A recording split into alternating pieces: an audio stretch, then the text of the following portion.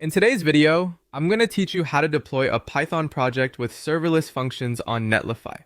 To get started, make sure your Python project is organized in a way that Netlify can understand. A very important part of this setup is creating a folder called Netlify, and inside that, another folder named Functions.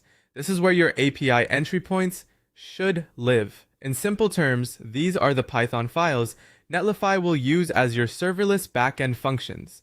Keeping them in this specific location helps Netlify identify what should be treated as a function and what should be treated as part of your front-end project. Good structure at the beginning makes deployment much smoother and helps avoid confusion later.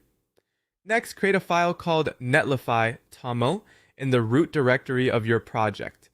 The root directory is the top-level folder of your project, where your main configuration files usually live. In this file, you'll define your build settings and tell Netlify where your functions are located. This configuration acts like a set of instructions for the deployment platform. It helps Netlify understand how to build your site and where to find the Python serverless endpoints you want to deploy. Be careful to place this file in the correct location, because if it's nested inside another folder, Netlify may not detect it properly. Once your project structure and configuration are ready, push the project to a GitHub repository. This step is what connects your local development work to a version-controlled online source that Netlify can access. Before pushing, it's a good idea to quickly review your files and make sure you're not including any sensitive information. Your repository should contain the project code and configuration needed for deployment, but nothing private. After your code is on GitHub, go to Netlify and import the repository by choosing Add New Site, then import an existing project. This is where Netlify links directly to your GitHub repository and prepares it for deployment.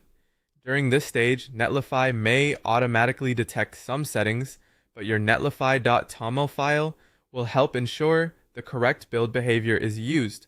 Finally, click Deploy Site. Netlify will then deploy both your static front-end assets and your Python serverless endpoints. This means your website interface and your backend API functions can go live together as part of one deployment process. Once deployment finishes, you can test the live site and confirm that both the front end and the Python-powered endpoints are working as expected.